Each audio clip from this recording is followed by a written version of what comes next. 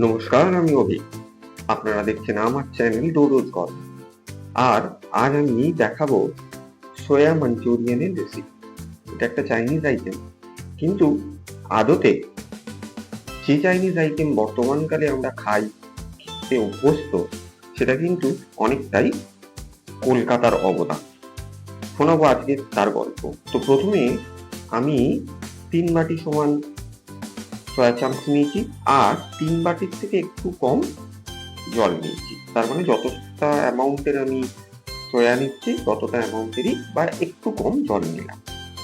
জল চাপিয়ে দিয়েছি কড়াইতে, তাতে দিয়ে দিয়েছি নুন, আদা কুচি, একটা কাঁচা লঙ্কাকে ফাটিয়ে নিয়ে দিয়েছি, তার সঙ্গে দিচ্ছি 3-4 চামচ পরিমাণ মতন ভিনেগার আর অল্প সয়া সস। এর সঙ্গে অ্যাড হবে কিছুটা চিনি। এবার জিনিসটা ফুটে উঠলে আমরা সয়াবিনগুলোকে দিয়ে দেবো। আর মনে রাখতে হবে, সয়াবিনটা এই জলেই ফুটবে আর জলটা মরে সয়াবিনের মধ্যেই টেনে নেবে। তাই পরিমাণ মতন জলটা প্রথমেই বলে দিলাম। তো সয়াবিন যখন সেদ্ধ হয়ে যাবে, তাকে আমরা 1 চামচ গোলমরিচের গুঁড়ো আর 2 চামচের মতন ময়দা দিয়ে কোটিং করে নেব। তারপরেতে তেলে লাল লাল করে ভেজে নেব, যেমন আমরা চিলি চিকেনগুলোকে প্রিপেয়ার করি ঠিক সেরকম। তো এই যে আমরা চাইনিজ আইটেমগুলো খাচ্ছি, এর কিন্তু অঙ্গাঙ্গিভাবে রিলেশন আছে কলকাতার সঙ্গে। আজ থেকে প্রায় 200 বছর আগে 1778 সালে ইস্ট ইন্ডিয়া কোম্পানির অনুমতি নিয়ে চায়নার দক্ষিণ প্রদেশের গুয়াংডং অঞ্চল থেকে টং আছু এই বঙ্গে আসেন চিনির ব্যবসা করে। গঙ্গার ধারে কলকাতার নিকটবর্তী স্থানে, বর্তমানে যা আচিপুর নামে পরিচিত, স্থাপন করেন চিনির কল। তিনি কতটা সফল ব্যবসায়ী হয়েছিলেন জানা যায় না, তবে পরবর্তীকালে হাক্কা, ক্যান্টনিজ আর হুবেই প্রদেশ থেকে আসা চীনা অভিবাসীদের টিরিটি বাজার, ট্যাংরায় বসতি স্থাপনের জন্য উনি হয়ে ওঠেন পথপ্রদর্শক, যা এখন চায়না টাউন নামে পরিচিত। কালের প্রয়োজনে এদেরই কেউ কেউ খুলে বসেন ছোট ছোট খাবারের দোকান নিজেদের জনগোষ্ঠীর জন্য। ধীরে ধীরে এখানেই ভিড় জমাতে শুরু করেন স্থানীয়রা। তাদের রসনা তৃপ্তির জন্য বদলাতে থাকে স্বাদ, অনুপ্রবেশ করে বাংলার মশলা আর রন্ধনশৈলী।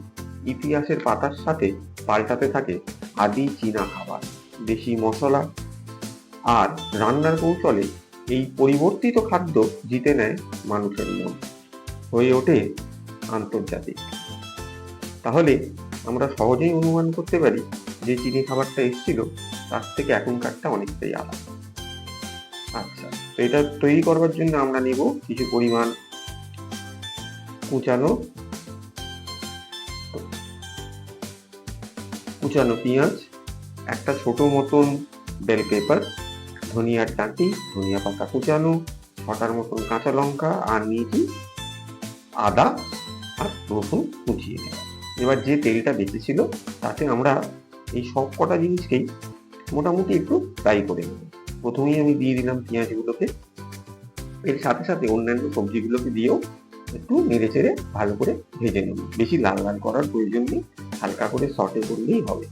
এরপরে আমি দিয়ে দিলাম আদা কুচানো, রসুন কুচানো, কাঁচা লঙ্কাগুলোও অ্যাড করে দিলাম।